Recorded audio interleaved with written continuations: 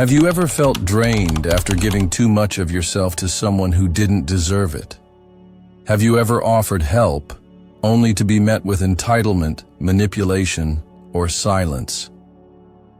After 65, something changes, not just in your body, but in your time, your energy, your worth. You realize how precious every single day is.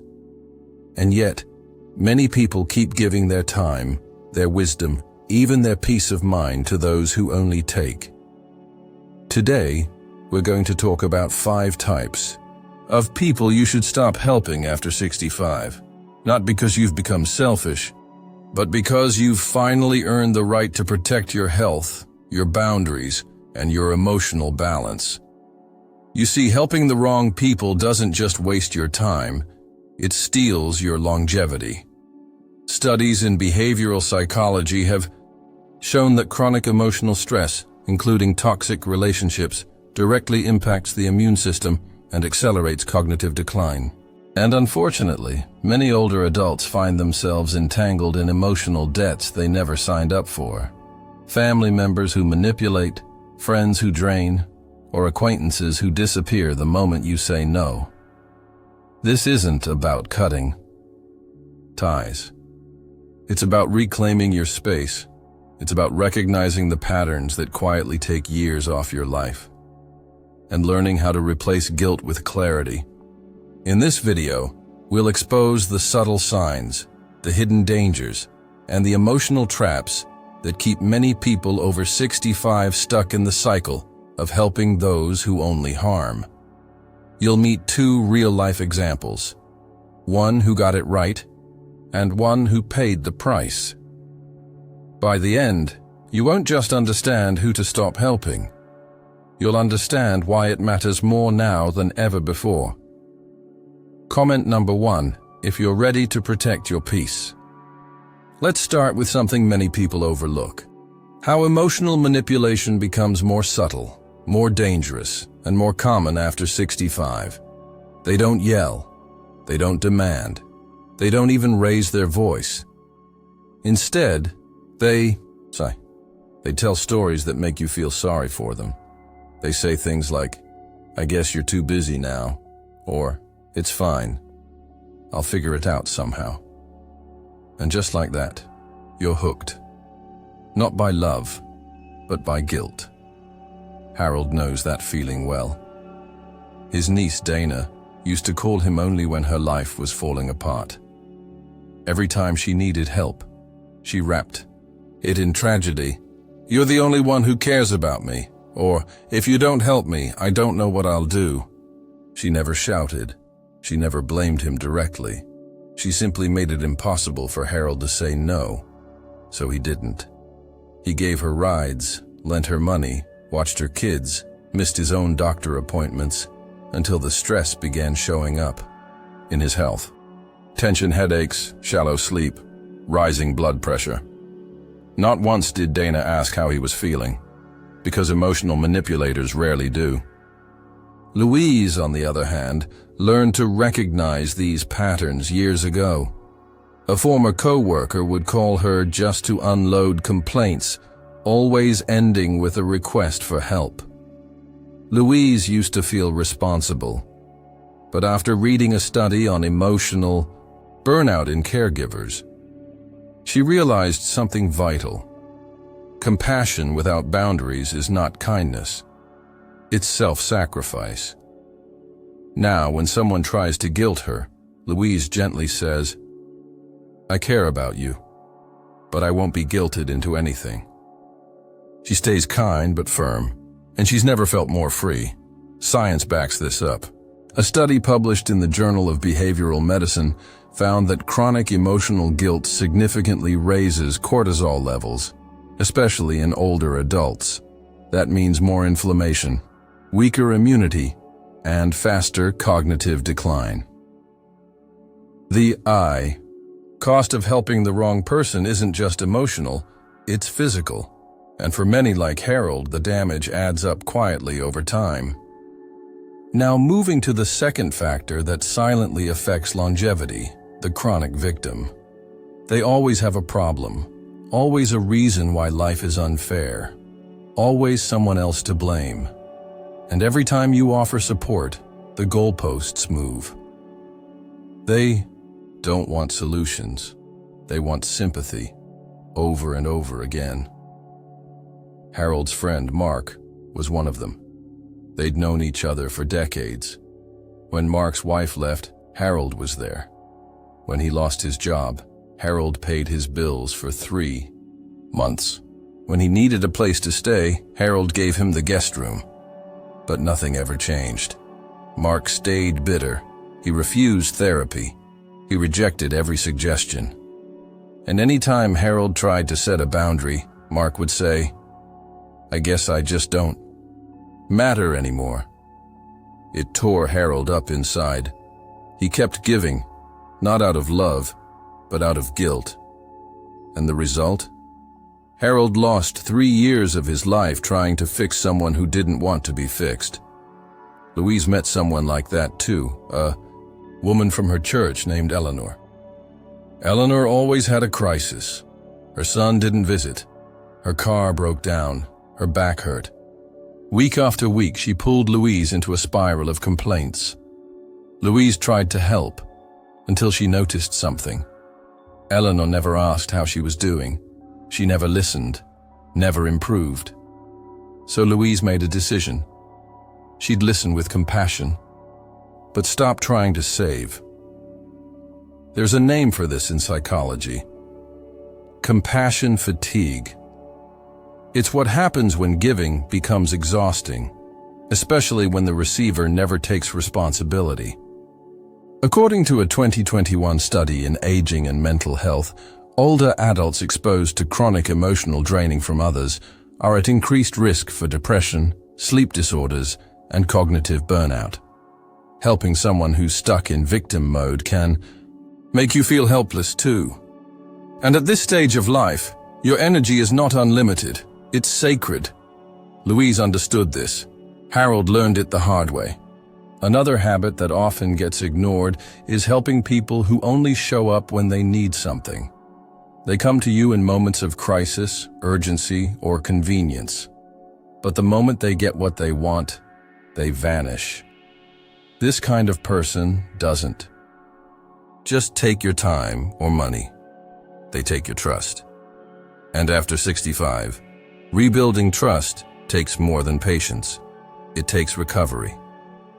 Harold's experience with this pattern came through someone he once considered a close friend. Bill hadn't called him in over a year. Then suddenly, out of nowhere, he needed help moving. No questions asked, Harold cleared his weekend. Then Bill needed help finding a new job. Harold spent hours revising his resume. A few weeks later, Bill needed a short-term loan, just $500, until next payday. Harold gave it, of course, and then silence. No calls, no updates, not even a thank you. Just the quiet realization that Bill's friendship had an expiration date. And it always aligned with Harold's generosity. Louise faced something similar with a distant cousin named Ray. Ray only called when he needed to borrow something: her truck, her tools, her time. The last time he showed up, it was to ask for a ride to the airport. He didn't ask how she was. He didn't stay for coffee. And when Louise finally declined, Ray never called again. She didn't chase the silence. She embraced it. Because Louise understands something many people still struggle with. Real relationships are mutual. They're not based on favors. They're built on respect. And the science? It's clear. A study from the University of California, Berkeley showed that one-sided social relationships increase feelings of loneliness and accelerate cognitive decline in older adults. When your connections are based on utility, not love or shared history, you don't feel seen, you feel used. And being used, over time, turns into chronic emotional depletion. Harold felt it as fatigue. Louise avoided it by choosing presence over performance. Up next, the fourth sign that many people dismiss: the person who brings chaos everywhere they go. They're not always loud. Sometimes their drama is quiet, but it follows them like a shadow. Every week, there's a crisis. Every call, a complaint. And somehow, you're always the one they turn to when the fire starts, only to vanish again when the smoke clears. Harold knows exactly what that looks like. His former neighbor, Sandy, was a magnet for trouble. One month, her water heater broke. Then it was a fight with her daughter. Then she needed help dealing with her ex-husband's will. Each time, Harold felt responsible. He offered his time, his car, even his legal advice. And each time, Sandy made it sound like he was her only hope. But every interaction left Harold more drained than before. It wasn't just the time he lost. It was the emotional toll, the tension in his shoulders, the pit in his stomach, the sense that her chaos had somehow become his. Louise used to work with someone just like that. During her nursing years, there was a colleague named Brenda who thrived on high emotion, always overwhelmed, always on the verge of quitting, and always looking for someone to rescue her from the mess she created. Back then, Louise tried to help. But after retirement, she made a choice. Her peace mattered more than someone else's performance. So now, when drama calls, she doesn't pick up. She keeps her circle calm and her mind clear. Because here's the truth. Long-term exposure to emotional chaos has a real cost. According to research published in the Journal of Psychosomatic Research, repeated emotional stress, like the kind caused by constant interpersonal conflict, raises cortisol and suppresses immune response. In older adults, this can lead to higher risk of infections, slower healing, and increased cognitive fog. Drama isn't just noise, it's poison, and you don't have to drink it just because someone else is pouring the glass. Harold drank too much of it. Louise learned to say no. As we move forward, there's a fifth pattern that deserves attention: the entitled family member.